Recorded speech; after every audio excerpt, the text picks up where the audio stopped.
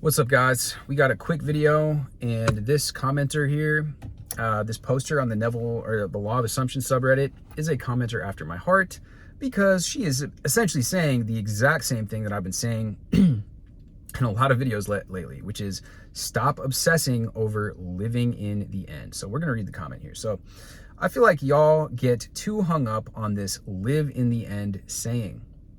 I actually feel like the majority of LOA sayings need to be eradicated. I love you. I love this person here. Things like conform, get them to conform and persist. Anyways, moving on. But to me, living in the end means not whining about the past. Living in the end equals living in the now. Booyakasha. That is exactly it, right? That's, Eckhart Tolle is a G because he talks about this. He talks about being in the present, but living in the end is like this thing that people get so twisted around. So it's like you're not even in the present moment anymore. You're not even living your life anymore. You're like trying to exist in this end. Anyways, I'm gonna just read what she has to say here. So I've manifested things pretending I have it. Confidence, social media fame, beauty, self-concept. And I've also had the attitude of, oh, it's on the way. Like I always say, SP, money, weed, being honest, when I first started out and to this day, when manifesting SPs, I just keep oh, he's going to conform. I don't like that word, but whatever. Or, oh, I know damn well he's coming back. Attitude, and it works every time. That's that sense of inevitability that I've been preaching on this channel. I'm like a Neville, I don't know. I'm not going to go there, but okay. When you let it go, it will come back naturally. This is what I've been talking about too, guys. It's like giving instead of taking. That attitude comes from, oh, let me take from the 3D. Let me take from the SP. Let me get them to conform. Like you're just over there like this like slimy, it's like this sleazy, like slimy thing. It's like, oh yeah, I'm going to get them to conform. I'm sorry, guys. That's just the way that it sounds to me when I read these posts and stuff. But yeah, when you let it go, it'll come back naturally. I mean, yeah, if that's what you want to believe. I used to affirm 24/7, 365 for manifestations I deemed big. And while that way works, my new way of scripting and then going on about how my life works as well. Moral of the story, do what works for you. Ask yourself this: do you want to try harder? Or do you want to let go? Either way yields results, and it's personal preference. TLDR, when manifesting, do what feels natural to you and you'll get results. Works for SP, what works for somebody else might not be your cup of tea. Yeah. So top comment says, yes, thank you. I hate the passive aggressiveness that comes off in terms of living in the end, especially on LOA Twitter. If I'm being consistent, how much more living in the end am I supposed to fucking do? At most, I'll visualize before bed, but I'm more of a robotic affirmer in scripture. The same here. I've manifested more by saying something's coming, even if I affirm it in past tense. Right. Yeah, it's happened. It's happening. I recently reached that Sabbath state that I had trouble getting back into for like 8 months. It was so simple. Basically, assume everything works out in my favor and all my desires are mine and I enjoy whatever I'm doing at peace. I was trying too hard to constantly think about the end, but realized I only have to do that once, accept it, and move on with my life.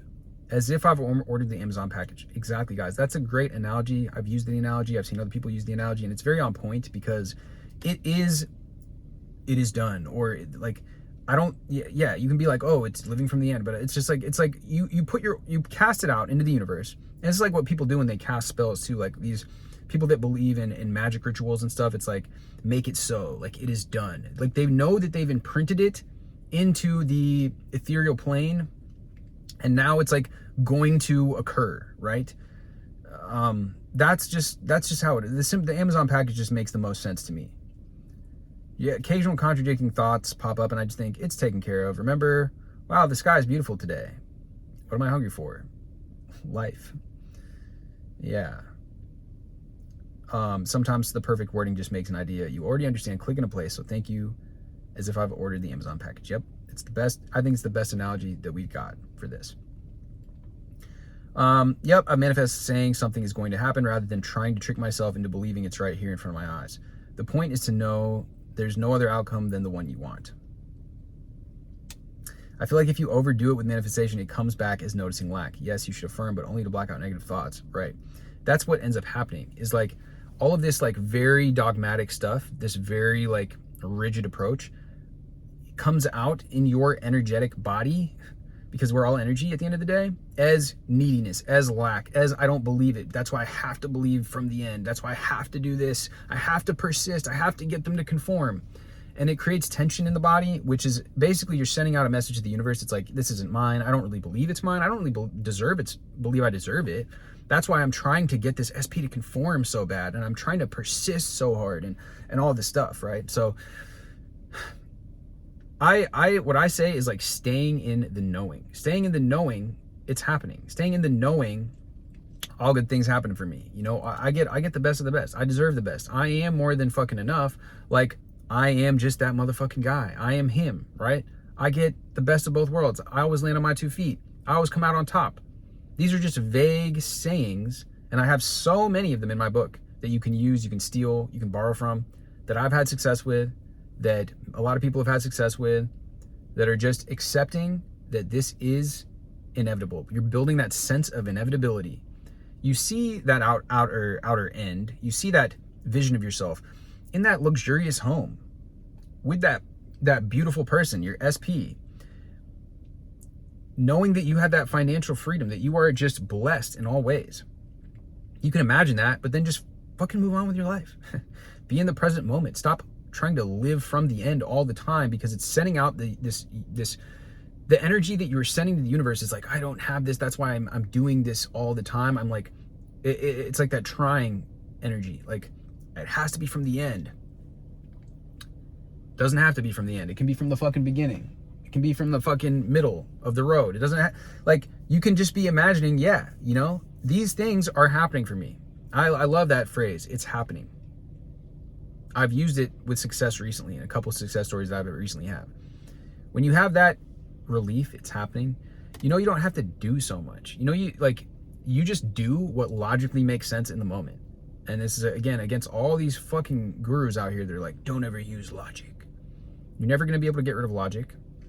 So bring logic to your side. Tell yourself, yeah, you know, I'm going to do the next logical step here. What's the next logical step in this thing? You know, you're building your YouTube channel, or you're working on getting your SP. Maybe you're going to go to the gym. Maybe you're going to go, like, take care of yourself. Maybe you're going to go buy some new beauty products that make you feel good. Maybe you're going to talk to your friend on the phone. Maybe you're going to go book a trip. It doesn't, like, what is the next best thing that is going to make you feel empowered and get into that state of willingness and acceptance and move up that vibrational state, the vibrational scale of consciousness, while taking steps towards your goal? So again, if it's the YouTube thing, you know, maybe I'm going to watch some YouTubers in my niche, see, maybe that's going to spark an idea. Or maybe I'm going to do some research about psychology or whatever your video topics are, and maybe that'll spark an idea. Maybe I'm going to go and create this vision board on Canva, because maybe that'll feel inspiring to me right now.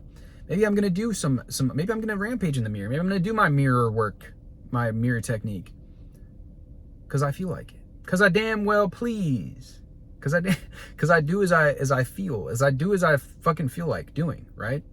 And maybe I'm going to do a meditation. Maybe I'm going to actually buy this person's product. This person has some good meditation. They have some good material. Maybe if I go through and read their material, it's going to help me fill in some gaps and give me, even if it gives me that much of a boost of information, that can be helpful to me. I spent over $100,000 on self-development products, and I've never felt like I've been scammed by self-development products. But I feel like I get scammed when I go to the store, when I buy some BS, or like I buy a bottle of alcohol that's like $50. People will buy a bottle of liquor for $50 without batting an eye, but then they are, I don't want to pay for this person's product or pay for this thing because they're scamming me.